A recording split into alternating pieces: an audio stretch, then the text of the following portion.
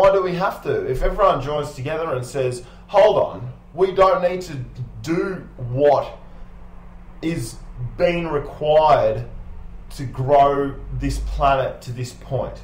It's no longer essential for us to for us to just keep growing and expanding and you know, it's more to the point now of living sustainably, comfortably and enjoyably. And not only what Sean said about not working and spending more time with friends and enjoying your life more, but those things and not having those things because we have sacrificed the ability, the well-being of people on the other side of the world because they're having a shit life. Definitely. You know, that's what we don't want to happen anymore. Yeah. And if it so happens that we have to work 7 days a week, if it means other people can, you know, not be taken advantage of, well, I think that everyone would choose that. But I think that the point we're also trying to make is that it's no longer necessary, given our state of technology, to have to work that much. It's not. No, you're talking about, you know, I could go into specifics, because this is all I think about. Yeah, I can go into specifics. This is all Sean fucking talks about. I can go in, this is a whole other podcast, but I can go into, you know... I'm going to pee so you can talk as much as you like for a while. Okay, well, I will go into specifics then. Look, there's a situation, if you want to, and look up Jacques Fresco, resource-based economy. It's all about sustainable living in this world. It's a solution to the problems that we face today as a human race. And look, anyone that wants to speak to you and tell you that we don't need to start living sustainably, definition of sustainable is being able to make something without it ever running out, up to the best technological standards that we can find at the moment. So no detriment to the if you're growing crops, then no detriment to the soil, no detriment to the environment around you. It takes technology, okay? It takes it takes a lot more than just crop rotation, but it takes technology. You know, hopefully for you to be able to grow plants in a more sustainable manner, you're talking about vertical hydroponic farms with a state-of-the-art potting mix, and I'm saying that because I can't think of... and Sean's talking about potting mix. I can't actually fucking remember the term. But it's this potting mix that lasts for fucking decades, and it's amazing shit. If you start researching some of this shit, like soon in the future, if we can get this planet right and working in a level where you have to go to work for 2 days a week, you come home. Wait! You go to work 2 days a week. This is life, because let's say you're always going to have to work for society. I'm all for that, and you can work 7 days. I don't give a fuck what you do, but you don't have to work 5. It's not essential, okay? Now, your supermarket in the future, you'll walk into a high-rise, and you know what? That's going to be a 20-story high-rise, and instead of picking shit off the shelves, you're going to be picking stuff off a vine. You're going to be picking your tomatoes and everything off a vine, okay? And no pesticides, no herbicides, no nothing. If we embrace technology, this is all possible. And then we can have big fucking massive farms and treat our cows properly, so when we eat meat we don't get cancer. We don't have to put them through all the stress. We don't have to... If you want to eat meat, then that's an option. If cost efficiency isn't the pinnacle of a business, then anything is possible. So the economic system is always going to be intrinsically flawed.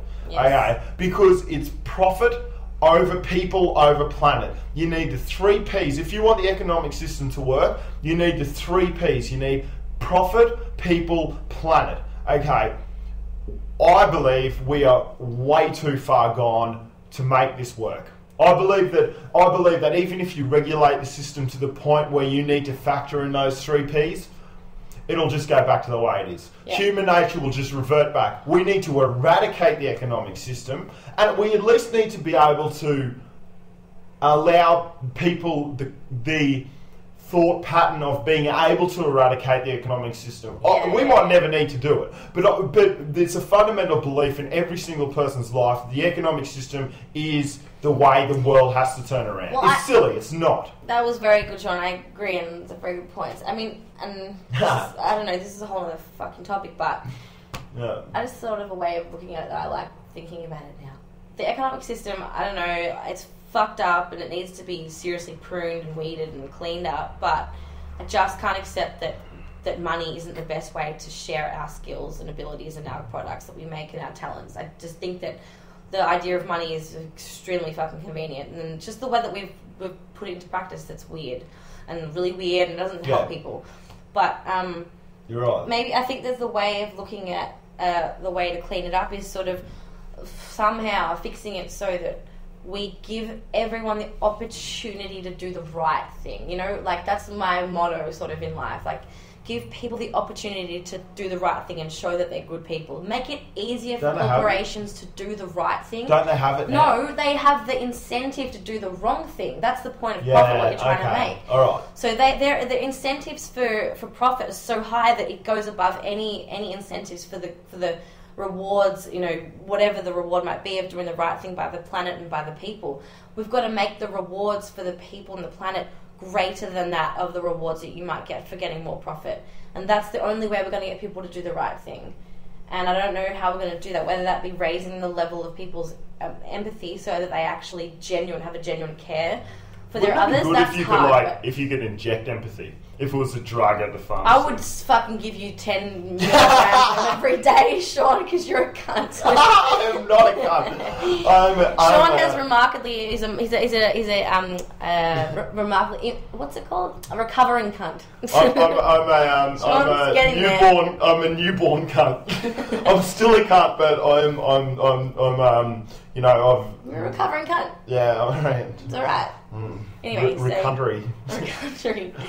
So I think that's a nice way of looking at it. But anyway, whatever.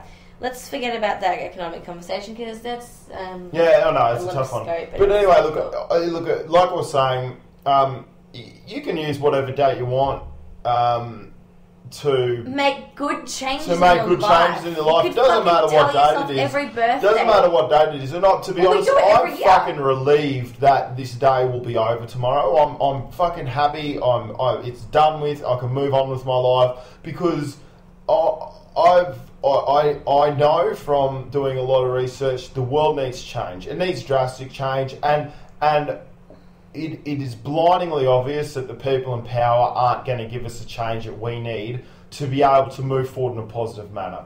Okay, once again, look at the rest of the world, for example. Australia's doing all right, but Australia is polluting the fuck out of the planet, just like America is, just like China is. Our mining sector is completely untapped. They do whatever the fuck they want. They get massive fuel subsidies. They don't even have to pay for fuel. They don't pay for it, for all their mining equipment. That's a subsidy that they get. That's so weird. I don't get how they subsidise them and they tax them. Fuel. And then Kevin Rudd tries to fucking tax their super profits and then gets kicked out of office. I don't get it. So how can you subsidise them and tax them? Big business. No, but that doesn't make sense because you're giving the money and taking the money. You must just fucking do nothing. No, I don't get it. No. The government pays for their fuel. Okay? And then the government tax them on how much money they make from their business. Yeah. Right? That makes no sense. Why subsidise them, to give them money? They are making enough money. They don't need to be subsidised. A subsidy is when someone's starting out. No. It's because it's an incentive for them to mine in Australia. Oh, fuck off. Whatever. All right. Well, then what about big business will always win. So higher taxes is a disincentive for them to mine in Australia. So the lower taxes we have on them, then they're more likely to be here. So we should tax them less then, according to that fucking view. Anyway, we have a date that we can self-reflect and make changes. Every New Year's, that's the point of New Year's.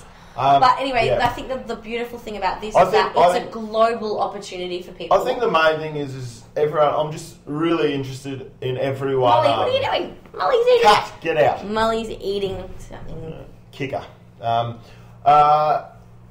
I think the main thing is that I think people just have to open their... I think that, and to finalise this discussion, I think it's more about just people opening their eyes. Because if you open your eyes, I think information will eventually come to you. Okay? And I don't think you have a choice anymore. I think that this is just the way it's going to go. You look at it as in I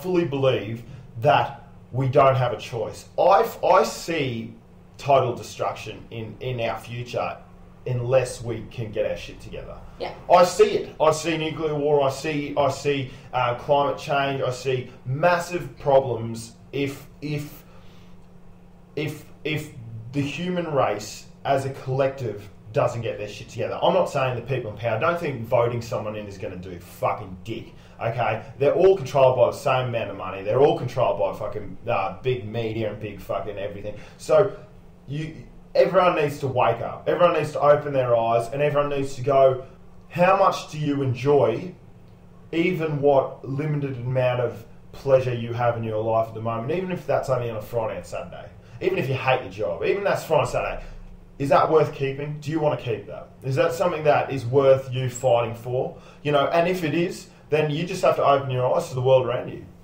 You know, understand the information that you're given and talk about relevant shit. It's actually getting to a point now where, you know, anyone that wants to hang out with me, everyone's fucked because you can't even go out with me. We've got to get rid of this concept of being politically correct already. Like, come on, we are at the point now where we can talk about religion at the dinner table. Like, seriously, yes. You need to start talking about that at the dinner table. Just not in the Middle East.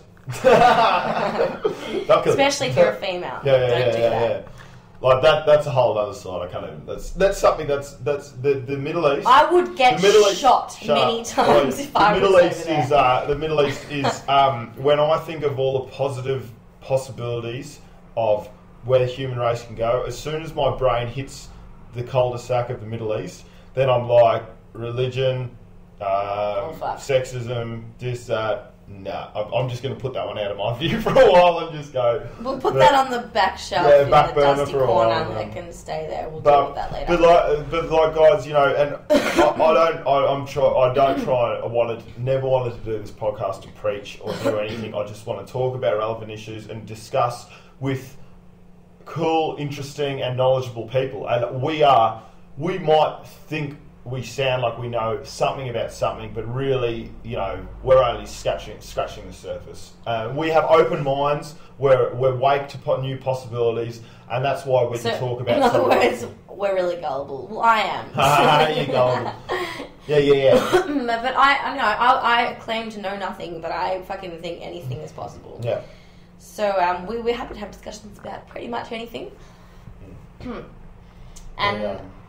But yeah. So I hope you found it interesting. But 2012, this is a date where I'm looking forward to the future, and I can't wait to see what the human race can do, and I can't wait to be able to create a world where my children will be completely happy and living in a harmonious world where everything is possible, rather than very limited options through, you know, lack of liberties through governments and lack of opportunity through environmental destruction. So what I'm hoping to do is to create a better world for my children and create a better world for myself. Really, that's what I'm here for. Fuck everyone else. Yeah. Well, definitely for myself, but I can't see too much change happening in my lifetime. A really beautiful way of looking at life that most Indigenous tribes have, that I heard yesterday, was that you, instead of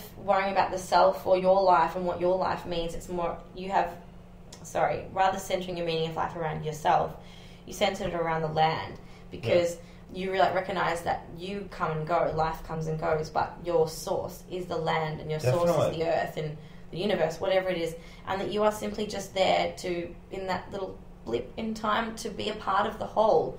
You're just doing your little role, and your purpose isn't your purpose isn't centered on that minuscule little, individual energy soul thing that came through at the time. Your focus should be on the whole experience and everybody coming and going, and who's been before you and who's coming after you, and the land itself. And if we are here for this one experience and this life experience, are we doing the best we can, or can we do better? And I think everyone knows the answer to that. We can do a lot better. Can you sleep at night? That's the question. Can you do a lot better? But finishing on this quote, Derek Jensen, the brilliant Derek Jensen, I'd look him up if you guys feel the need to want to, is if you decide to take life out of an ecosystem to feed yourself, then you take on the responsibility of rejuvenating that ecosystem so it maintains to the point where it originally was, hence living sustainably